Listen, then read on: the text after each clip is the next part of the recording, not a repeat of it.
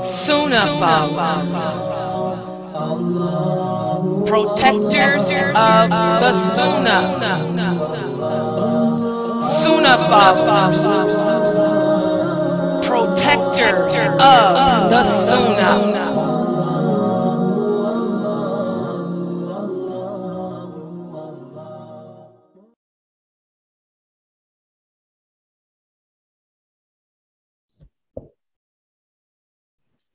Alhamdulillah, wa salat, wa salam Allah, wa Rasulullah. Welcome to another session of Sunnahfollowers Hadith class. And this is a Hadith class wherein we discuss Hadiths that relate to issues pertaining to women. And let's put the Hadith up for discussion today on the screen. And this Hadith, the source of this Hadith is Abu Dawud, and it is authentic. You will also find other variated forms of this hadith in Bukhari and Muslim.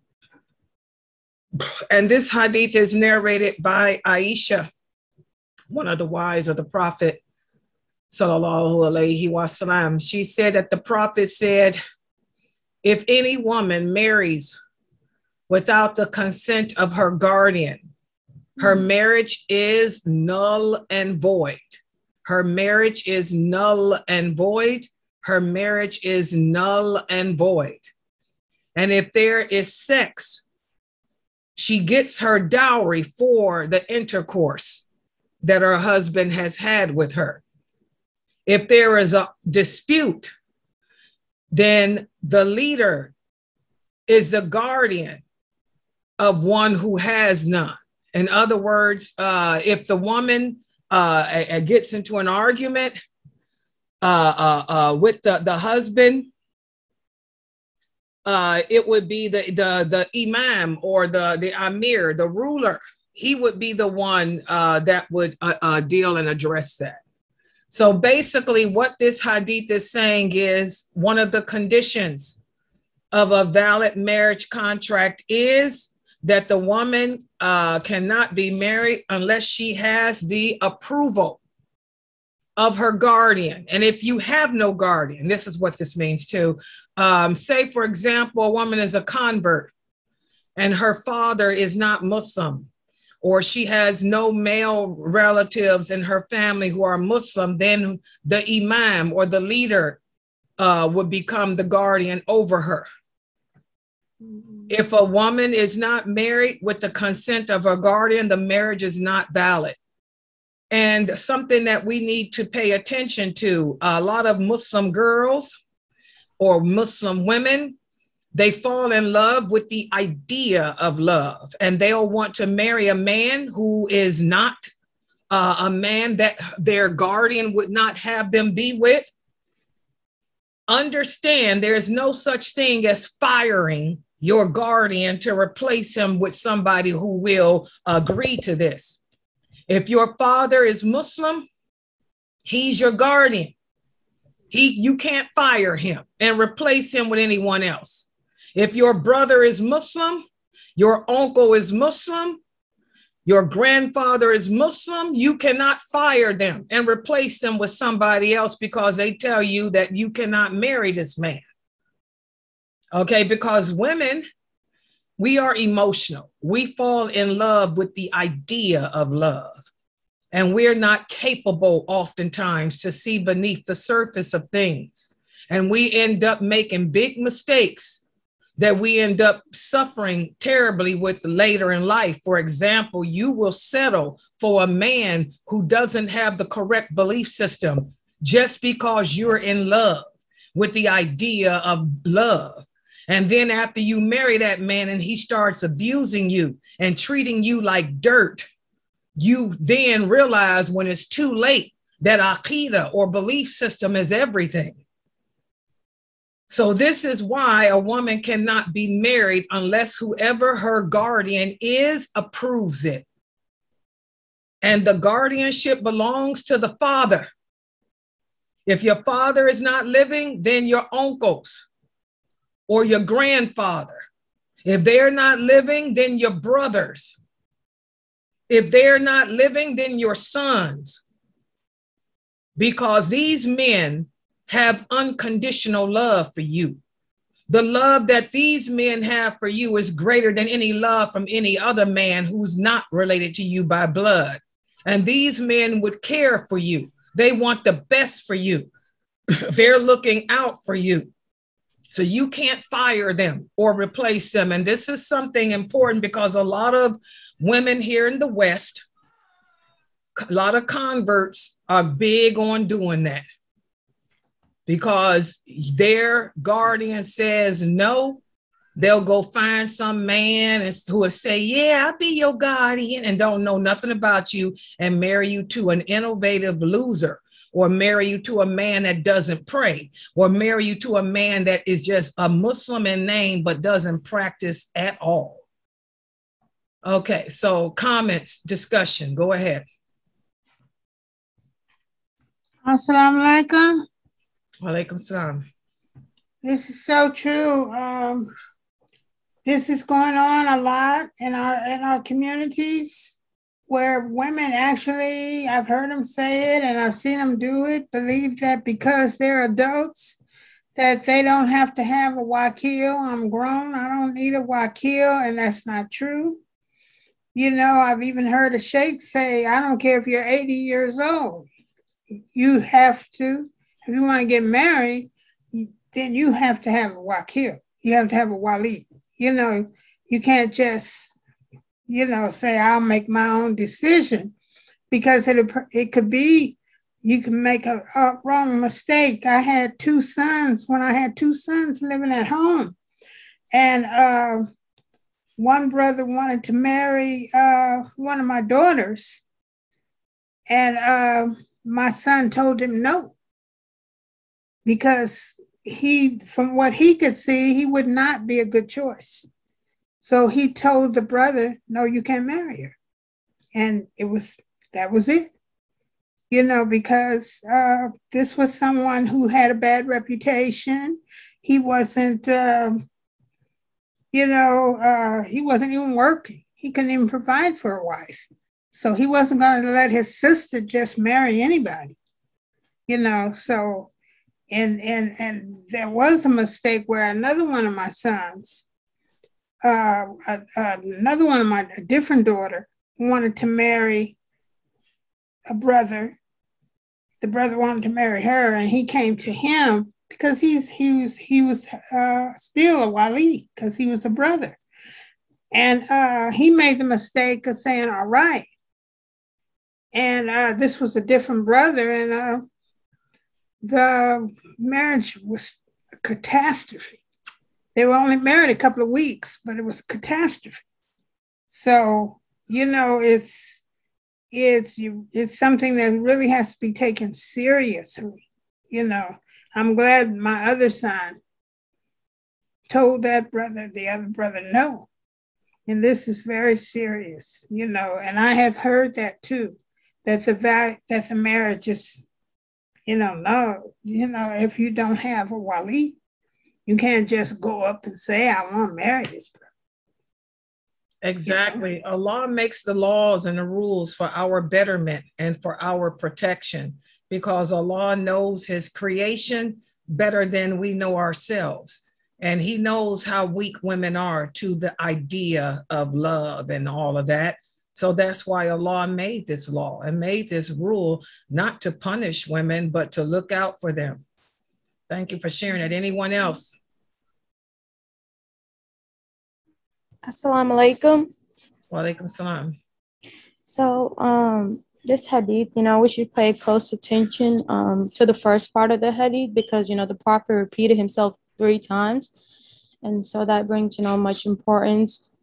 I know a lot of people, who got married without their guardian. And one of the main reasons is because their guardian didn't accept someone's cultural background. They're from 2 different worlds. And then the people the girl try to replace the guardian with the imam.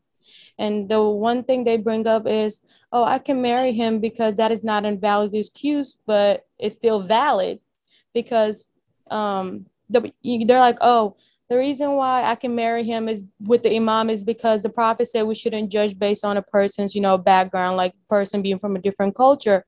They twist around the prophet's words, they try to make what he said fit what they want. But like, even if your guardian said no, even if he said no based on the culture, you guys are two different cultures, you still need to listen to him. You never know what's good for you. So so we shouldn't twist, Allah words around to fit our own needs and desires, because at the end of the day, it's going to come bite you in the butt. That's all I have to say. Exactly. And by the way, there is no hadith on this planet where the prophet said that culture is not important. And this is, like she said, a lot of Muslims, the guardian doesn't have to have a reason, any reason. I mean, his reason is whatever it is. There's nothing in Islam that says that there are certain things that cannot be used as a reason to turn down a person. Culture. Do you know how many marriages end up in divorce because people come from different cultures? That is a very valid reason to turn someone down. That was the problem with Zainab and Zayd. Zainab and Zayd came from two different cultures, came from two different backgrounds, and their marriage was a disaster. Okay? So again, the guardian doesn't have to have a reason that you want to accept. If your guardian says, I don't want you marrying him because he's a different race or a different color, that's sufficient. That means you can't get married. That's it. Because different races, different cultures brings about so many differences and in marriages and leads to divorce, like it did with Zainab and Zayd. Okay? So be careful of that. Like she said, people are good at making up stuff, lying on the prophet about things that ain't true. People are good at lying to get what they want, but be careful what we say. The guardian has unconditional love. The father, the brother, the uncle, the grandfather has an unconditional love for you that no man on this planet will have for you. They love you in a way that no other man will. Okay? They care about your welfare. So if they tell you you can't marry the person because he's a different race, that's it. You can't marry him. You shouldn't have been looking on your own anyway. If things are done Islamically, you would have went to your father and said, Father, I want to get married. Can you find me a husband? And that's the problem today. Due to social media, we go about things the wrong way. Women and men on social media trying to hook up. This is not Islamic. That is not the Islamic way of finding a husband or a wife anyway. If we did things the right way, we wouldn't end up in situations where you want to disobey your guardian and marry somebody that you know nothing about. And then 2 months later, after you're stuck with an ugly reminder in your stomach of your mistake, nothing you can do. So any reason, and culture is a reason to deny a person marriage. I don't believe in marrying out of culture either, because I see what type of garbage it leads to. So, hey, anybody else? Assalamu alaikum. Wa alaikum salam. Yes, I just wanted to say that also is that, your brothers, they just will love you unconditionally. They will love you so much that they don't want to see you go through hardship. If they say don't marry a certain person, just don't marry it and take it as an answer to your istihara. Because if you make istihara before you get into anything in life, whatever happens, you will just know that maybe this is not what Allah wants me to get into. And, you will make a good choice and your life will be better. And I don't think marrying a man without your family being happy about it or just being around you is not a good choice. Because most of the time, you disobey your parents and you marry a certain man, he will not respect you. Because if you can throw away those people who are close to you just because of a man, why would that man respect you and give you what you deserve? He's going to really disrespect you and make you go through a hard time. So subhanAllah, everything happened for a reason.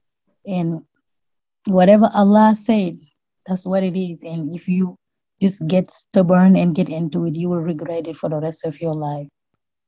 Exactly, guys. And in family, the relationship with the family is so important. You know, you want to marry somebody that your family approves of, because whoever you marry, he becomes your imam, your ruler over you. If that man, whoever you marry, you have to live the rest of your life obeying him. If he tells you, for example, that he doesn't want you to visit your parents, guess what? You can't visit your parents. He has rights over you that his rights over you out trump the rights your parents have. And a lot of women don't understand that. All the hadiths about the mother of the mother is really addressing men. When a woman gets married, it's her husband, her husband, her husband. You have to obey your husband. He comes before your parents. Your husband does. And a lot of Muslim women don't understand this. So if you marry a man who does not get along with your family, what's the first thing he's going to tell you? I don't want them coming over here. I don't want you going over there. And I don't want you talking to them on the phone. And guess what? You have to obey him because he's your husband. He has rights over you, not your parents anymore. So women don't think like that. So like she said, you want to find someone that your family chooses. You want your family to choose a husband for you, someone that your family likes and respects, who respects your family. So in turn, you can live in happiness. Because there are so many Muslim women who I know personally who have been deprived of seeing their parents because they married a man who the parents didn't pick, and the man hates their family and won't allow them to even be together, to even talk on a phone. So think about that. Allah makes the rules for our betterment. Anyone else? Kaylin, stop. Anyone else? Okay, so again, let's put the hadith up here one last time. You guys, we've discussed this hadith many times. There's certain conditions in order for a marriage contract to be valid. And one of the conditions is the girl must have a guardian and he must approve. If the guardian does not approve of the marriage and you get married anyway, your marriage is not valid. You're living as a fornicator, an adulterer. There's other conditions for a valid marriage contract too. But this is number one. There has to be a guardian for the woman. There has to be a dowry too. There has to be witnesses. The marriage should be announced. If you don't have the criteria, then your marriage is annulled. It's invalid. It's void. Okay, so we're going to stop right here for today. I'd like to thank everybody for joining and participating. Please make sure, I don't know what this cat is doing. Karen, stop it. Good Lord. Yeah, make sure you guys look at the schedule. I'm getting ready to post up for the classes tomorrow. We do have the Bukhari Hadith class at 4 p.m. tomorrow, 4 p.m. Eastern Standard Time. Also, there will be a quiz to cover what we discussed in the sickness and death class today. And also tomorrow we have this class as well. So I'll be posting the schedule up now, inshallah. So subhanakallahumma wa bihamdika ashhadu an la ilaha illa anta astaghfiruka wa atubu